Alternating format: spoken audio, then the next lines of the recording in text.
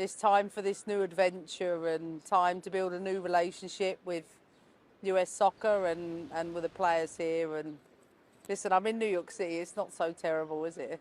I don't think I've seen you smile like this in a while. Oh, I felt it. I've definitely felt the last 6 months. I know I was probably miserable at times, but when for 12 years, you've had to, I don't know, be a spokesperson for the sport, drive so many standards internally. I think I needed this more than I realised. Is this still the biggest job in women's football? Yes, it is. Like, I don't care what anyone says.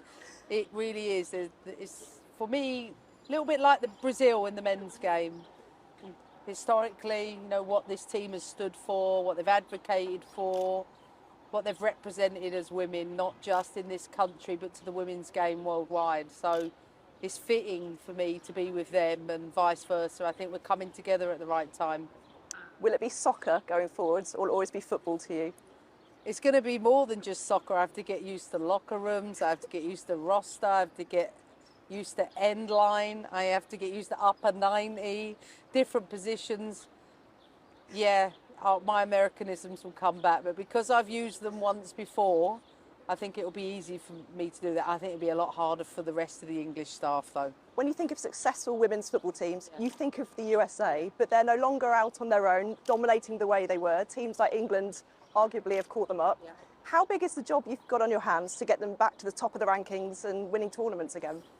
Yeah, I mean, I think that's a massive job in itself. It's not just England, there's Spain, there's Germany, there's Sweden, there's Australia, Japan, top nations that are there.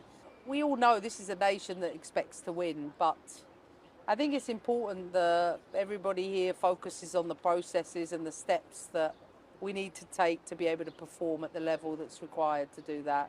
You achieved so much in your time at Chelsea. If you were to win an Olympic medal this summer, bearing in mind you'll have a 2-month lead in, how would that compare to everything that's gone before? I mean, listen, going to the Olympics for me is just this, it's a dream. It's a dream. I can't believe, I pinch myself that I get to lead the US women's national team in the Paris Olympics, and something that spend so much time thinking that success is merely medals. And for me, it's much more than that. It's being in the position I'm in and having the privilege to lead, again, another fabulous football team. So it's a gold medal for me, but if I'm to get any medal in this tournament, like, for sure, it'd be an unbelievable summer. Will you sing the anthem? What's your singing voice like? I don't think the King will forgive me if I do that. Like, I'm English. I'm proud to be English, and I love the American national anthem, and I'm sure I'll hum it under my breath, but like, I think I'll leave that for the Americans. The only team that ever fired you was Chicago. Yeah. Does it almost feel like you're coming full circle to come back to America as the head coach of the national team? Yeah, hopefully a better version of myself. Like, it's 14 years on, I think, since I was fired. Maybe a little bit longer than that.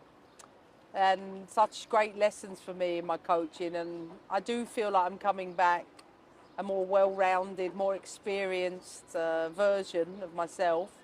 And I'm looking forward to, like, sharing that. But it's in a place that I know. It's in a culture I know. These are people that I spent 10 years of my life here. This is a second home to me. So I just can't wait. I hope to do the team proud. I hope to do the country proud. And yeah, I can't wait.